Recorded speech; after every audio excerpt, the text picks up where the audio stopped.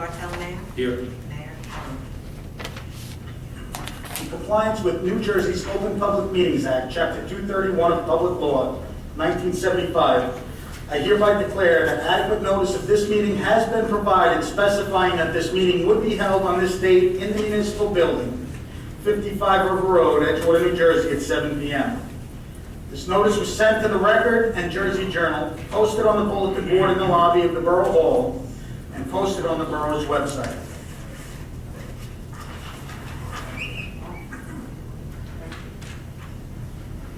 At this time, I'd ask for a moment of silence and keeping our thoughts and prayers, Alice Klein and Mr. Sutter.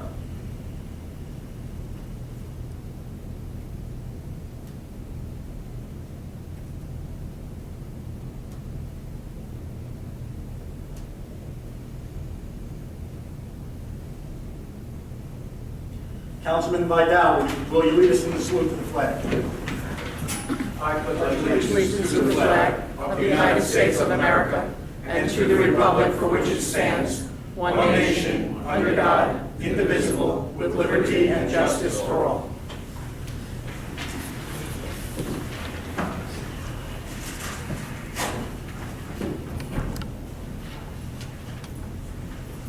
Any conference? No, Mayor. This time I'd like to open the meeting to the public.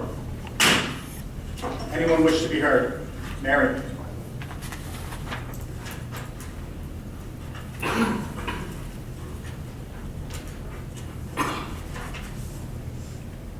Mary Hogan, 606 Undercliff Avenue. Do you have a report on Councilman Jordan? Is he all right? I had heard he had surgery. Anybody? Yeah, you know what, he's in rehab. Okay, so he's okay. I mean, the status is good, just that he's finished his surgery. Just two quick things before I get into what I really want to talk about tonight.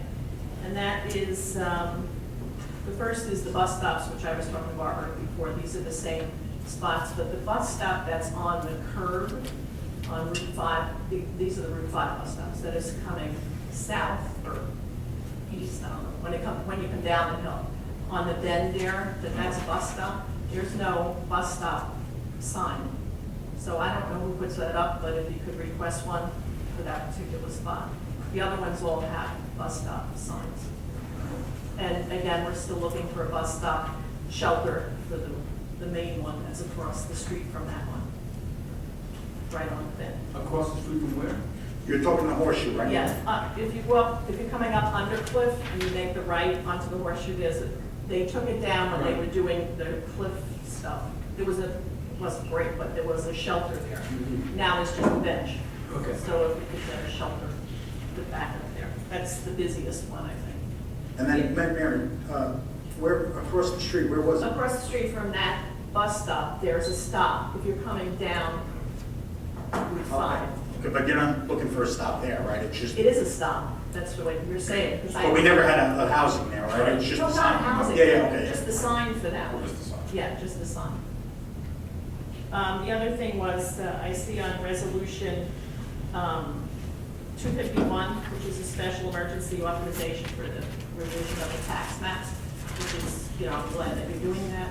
However, I was wondering what happens to the money when every time they did a development and they did a subdivision, they had to give $500 to the town for revisions of the tax maps. We had a lot of subdivisions in this town. I was wondering where that money went to. Mayor, Yeah, okay. unfortunately, Mary, what happened, as was explained to me from the construction office, if they were to figure that, if and when they figured that in the escrow payments, a lot of times the maps were really never updated, and those escrow amounts were returned to the developer at the conclusion of the project. Okay. So it wasn't as if a trust fund was created and kept specifically for these. Some of the maps were updated. However, just for edification on this particular project, this is more than just updating the subdivisions on the map. This is to create a whole electronic database that now the Division of Taxation is requiring. So even if we were to have updated all of those tax maps at the time, we still would have needed to do this. I don't care whether you updated it, I just want to know where the money was. Right. No, I understand. I would have thought that we would have kept the money. They, going yes, eventually. We no would have trust, had to. no trust fund was created for So that. they gave it back to the developer. Yes. And now we're paying $91,000 for it, according to the resolution. Will that be available to the public when they do it, put it on, whatever, digitalize it? I believe it will. We're gonna try to make it very interactive and then make it part of the website as well. Okay. Now, the main reason I'm here tonight is the status of Veterans Field and the additional contamination that's been done there. I don't know where you are in terms of that, but certainly the contamination that was done had to have been done because the company that's doing the remediation did not follow the plans, the protocol that was to be done. Because we were here, we discussed it a zillion times here, and the protocol, as far as I know, was that the soil was to be tested before it was placed down. That was it. They were going to test every truck. This was what the statements that were made. Before it was put on the ball field, they were going to test every truck.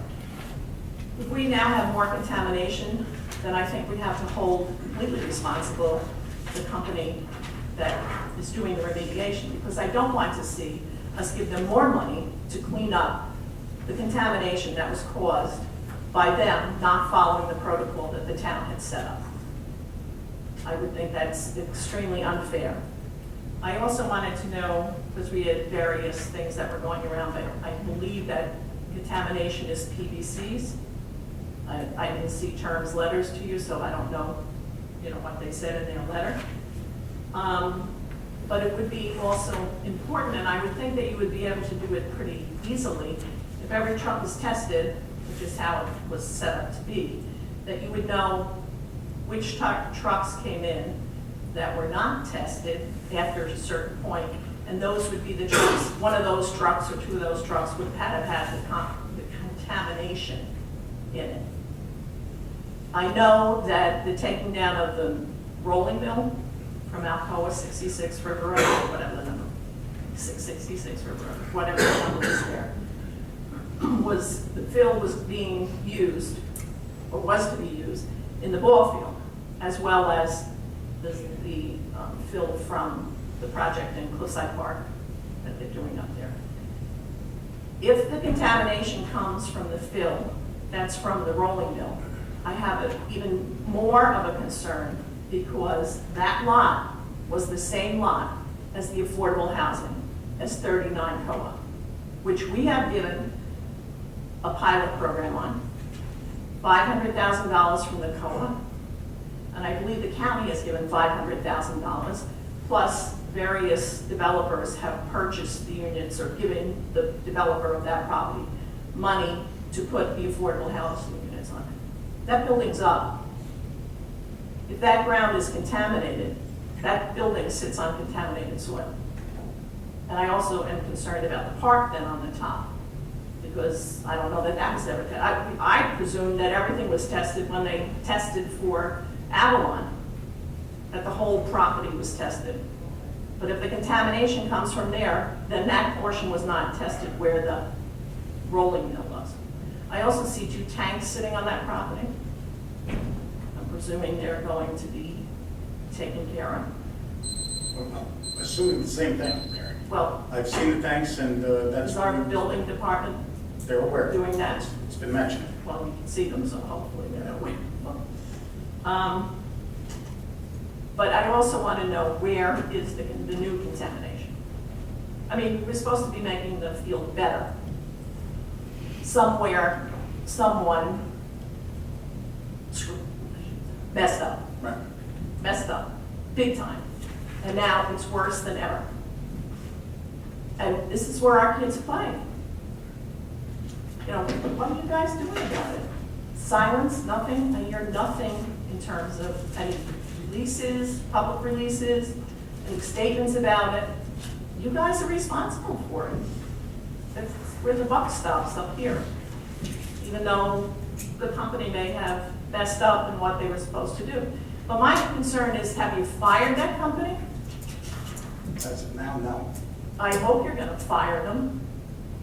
I certainly don't want to give them any extra money to clean up what they contaminated further because they didn't do what they were supposed to do. So it would be nice to have an update on that at some point during the course of this meeting. Thank you.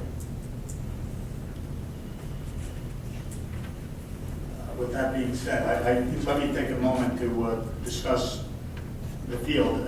Mary, my concerns are as true as yours. When we first heard about it, I had the same intention. My children will play on that field, and along with every other child in this borough. And I'm disgusted along with the council. The biggest problem for me is that we're probably not looking at the spring of next year having our children on that field.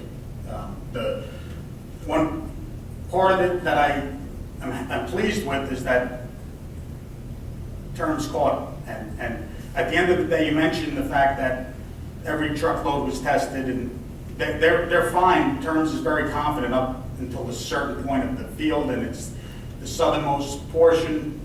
We're not aware of the extent of the contamination. We're waiting on testing. So it's not, no one's being silent. I made a statement at the last meeting, I believe, if I could, I believe the last meeting was 2 weeks from tonight, previously. So I found out about it the Thursday before, Mary. The night of the meeting, I did make a statement in regards to the condition of the field and how much we know. So no one's trying to hide any of the facts. We put it out there as soon as we found out. Nobody was here at the work session, and that's no excuse, but I did make a statement in regards to the field. We had received a letter from Terms, and at this point, we're still waiting on the results of testing. So as far as the extent of contamination, we're not aware of it. Which portions of the field, they pretty much, I believe, have an idea of where it was dumped. But to go into any further, I would prefer not to do that. But I believe Terms is comfortable with where they should be testing. And at the end of the day, I spoke with the contractor because I remember doing an interview with the contractor, and it was his pride and joy. And honestly, Mary, I can't understand how anything from any site in Edgewater, meaning the Alcoa or whatever other mill, could make it down to that field. So there's nobody I'm on the same page with you, and we're just waiting for the results of Terms. As far as moving forward, we would like to see the extent of the damage to the field, and we'll take action from there. And I believe that's the best thing for us to do right now at this point, just to see how bad it is and which direction we should go. Mr. Mayor, it's safe to say that, with no question, that whatever costs are incurred for remediation to clean up that mistake or those mistakes is borne by the contractor, not by us. I've been told that it will remove it all. You trust him? Well, if I can also interject here, I think that the process has worked in favor of the borough. The LSRP did its job. He was there for a reason. Nothing got by him, and fortunately enough, the LSRP was able to keep, do their part and represent the borough properly. And I think that now we need to hold their feet to the fire, continue to let the LSRP doing what they've been doing successfully, obviously, and and hold the contractors' feet to the fire. Tell them we want to get this thing cleaned up, and I'm sure that the LSRP is going to continue doing what they've been doing. What's an And hopefully LSRP? we can work together with them and get the problem resolved. Because I think the easy way out is to get rid of the contractor and get a new one. I think that's the easy way out. It's an engineering firm that watches on behalf of the EPA. It's LSRP is a licensed site remediation plan. LSRP. Instead of the state coming in, you hire the LSRP, and he's 100% responsible for what goes on that site. So it's the licensed site remediation plan. Thanks. Anyone else wish to be heard?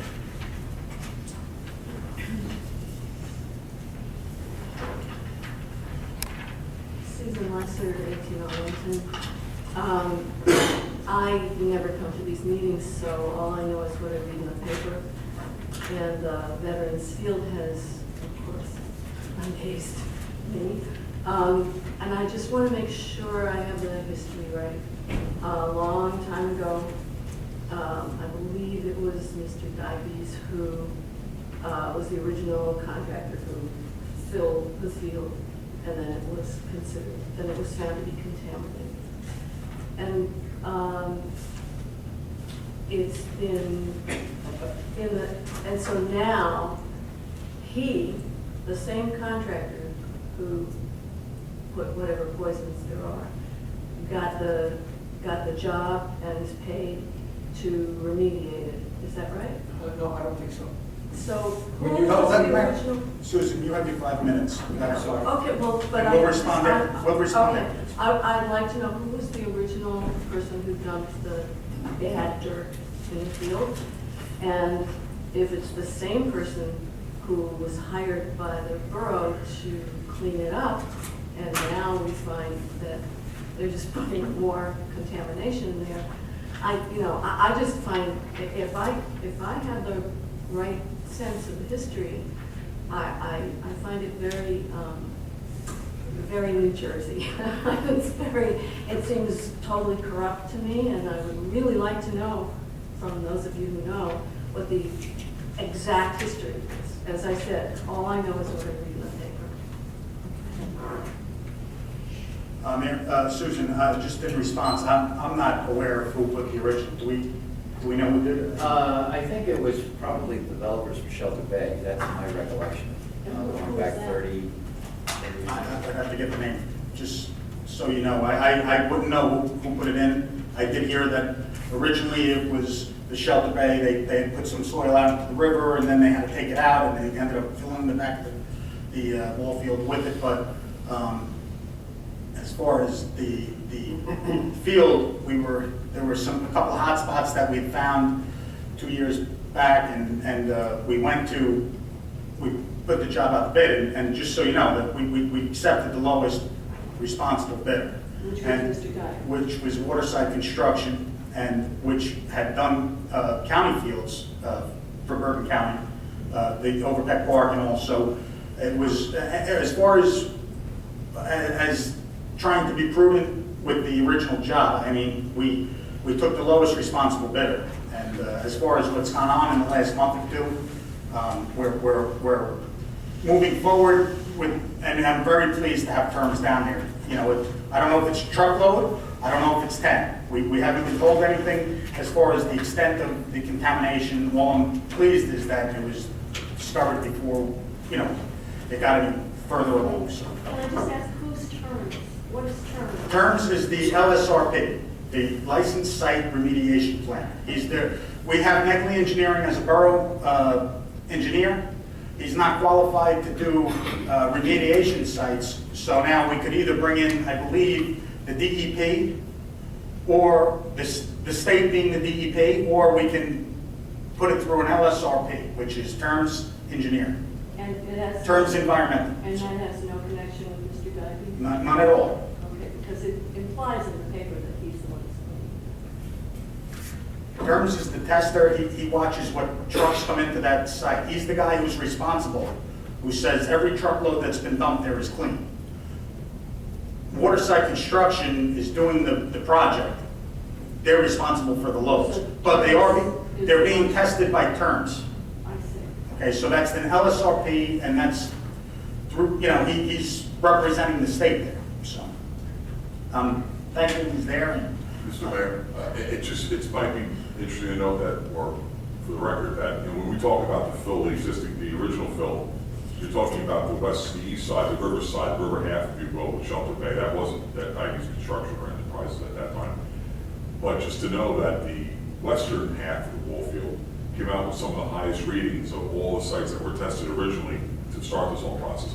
And that's full, that's over 100 years old, come from Evans Field, New York, and all over the place. So there's a bunch of people that come to that field over the course of 100 years. are you fine, Susan? Okay for now. Okay. Anyone else wish to be heard? Peter?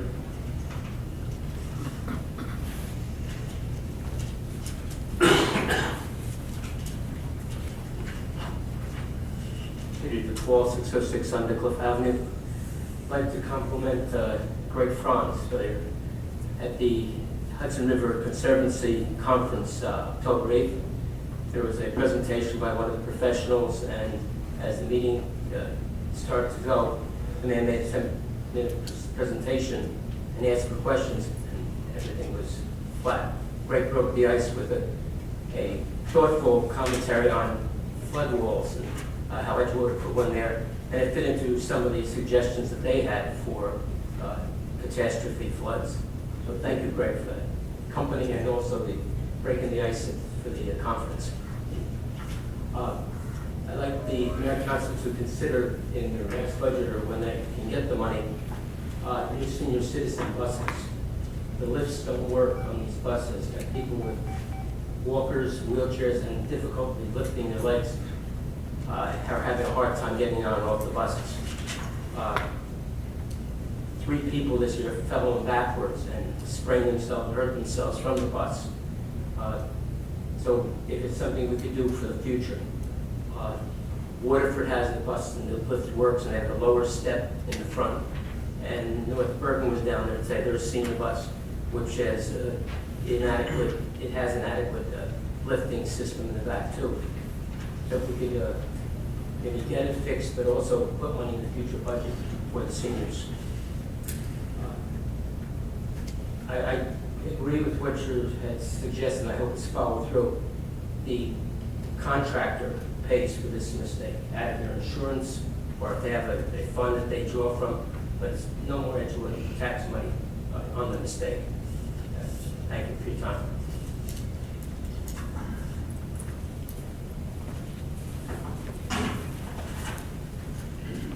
Just Peter, just so you know, I lose my train of thought at times, but on October 16th, we advised terms and neglia that all invoicing associated with the unaccepted fill be paid by Waterside. So they've been made aware already.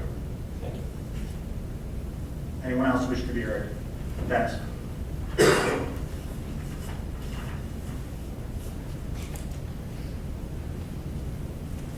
Dennis Gallagher at 18 Arlington Terrace. First, this I live at the far north end of the town. There's a switchback coming down the hill. It's kind of like fun or dangerous. I don't know how you feel about it at the time, but there's no place up there for people to cross. No safe place. Dennis, where exactly are you talking? Just south of the border between us and Fort Lee. Okay. Where it Close. narrows dramatically and makes a kind of swivel. I've seen people waiting for long periods of time for a break, and then it was like somebody just simply block the traffic so some people can go. But basically, it's really unsafe, and I don't have any empirical suggestion here, but it seems like sooner or later we're going to have a tragedy up there. It's just people just running for their life, basically. If they don't time it very well, they've got a problem. And so I just want to bring it to your attention, because it's at the far end of the town. You might not be at that where. Dennis, would you say crossing into would it be accurate to say that the top of the colony or about the entrance into Palisades into State Well, Park? yes, at the very top of the colony, but it's that gets a little bit involved up there because it splits with the colony, and then it does this thing like this. Anyway, you more or less have to go up there. Yeah, no, I'm And it'd be a aware. good idea to start up at Fort Lee, drive down, and make it tasteful.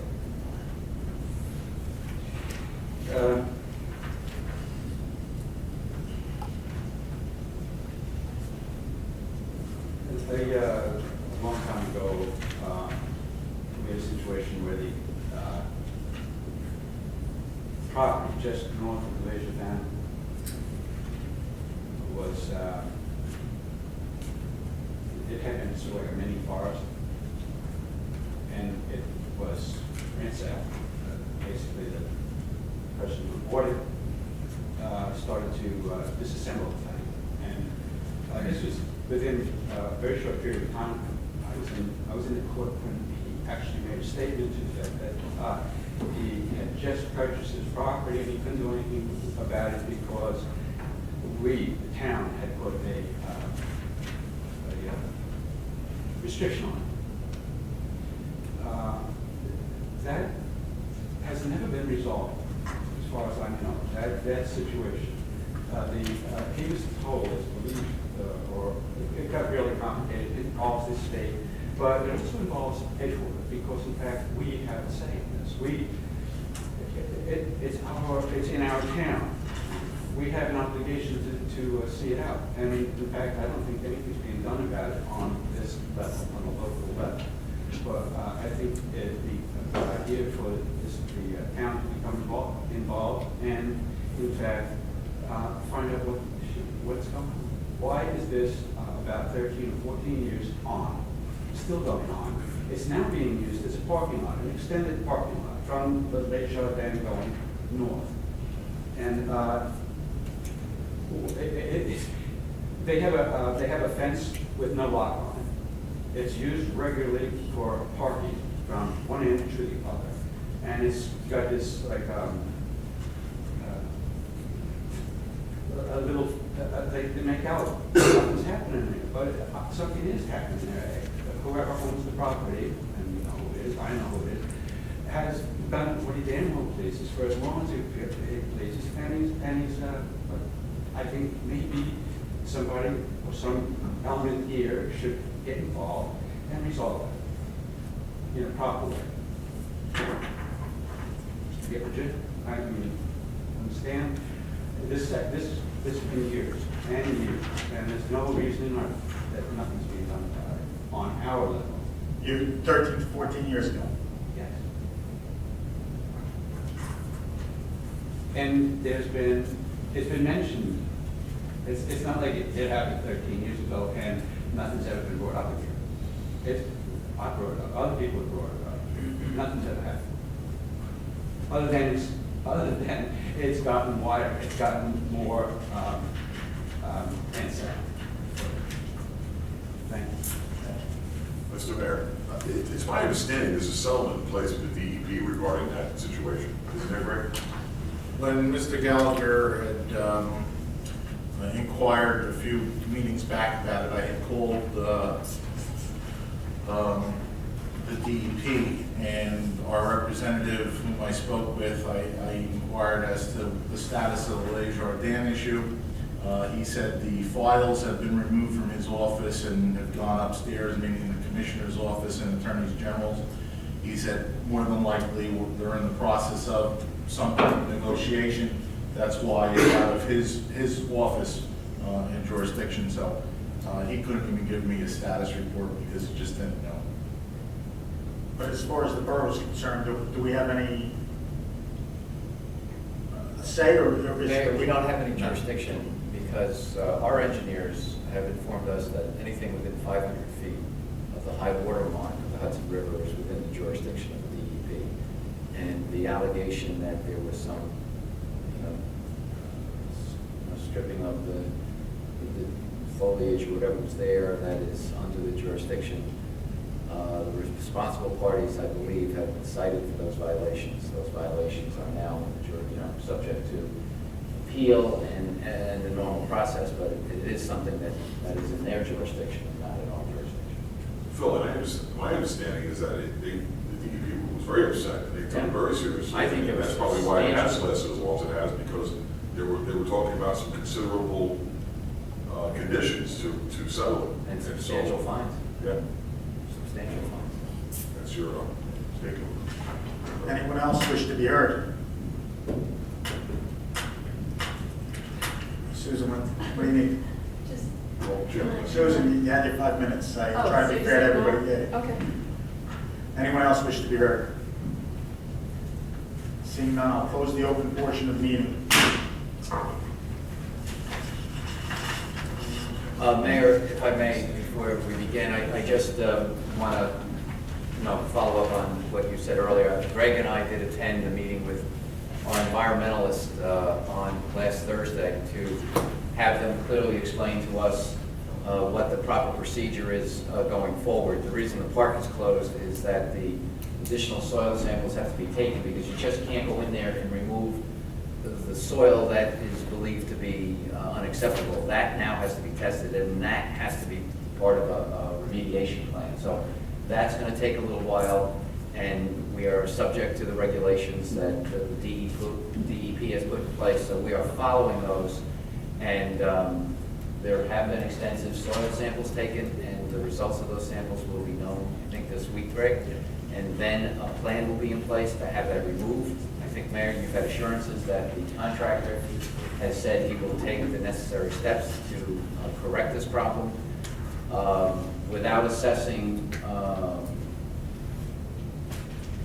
without getting into the legal ramifications of this, our concern, Mayor, and I think what you've said is you want this problem fixed, and whoever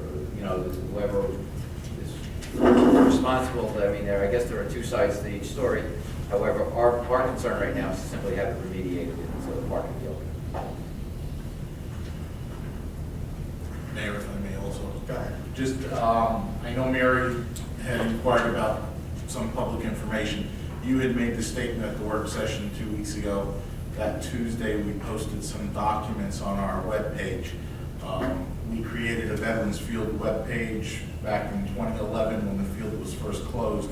So we try to keep as much information as we can up there. So as it relates to this particular issue, I believe we have about 4 documents up there now. And I know the Edgewater View and Bergen Record had done stories on it as well. So we tried to keep the community as informed as we can. And then once we know more additional information, we'll be certain to get it out. And then also, probably about 10 months ago, in regard to the crosswalk that Mr. Gallagher was inquiring about, I did have a resident who utilizes that bus shelter, or I should say bus stop. It's a bus stop on River Road going northbound opposite Massa Lane. And the county is not in favor of creating any crosswalks in that area due to the topography of the roadway. We do have 2 preliminary plans to try to straighten that roadway out at that intersection. So Negley Engineering along with the county have been discussing those options. And hopefully we'll have a presentation eventually to the mayor and council, and hopefully that can be corrected in due time. Thank you, Greg. Approval of minutes. We have the September 16, 2013 regular and closed sessions. Do we have any questions? Can I ask for an introduction? So, Second? second. Roll call. Councilman Haywood? Yes. Councilman Jordan? Councilman Guanzi? Yes. Councilman Mandel? Yes. And Councilman Bartolome? Yes. Motion passes. Receipt of bids? Yes, Mayor, we received bids for the elevator inspector. If you look at resolution 2013-248, that is on for the award to MIS. That's it. Communications petitions. Yes, Mayor.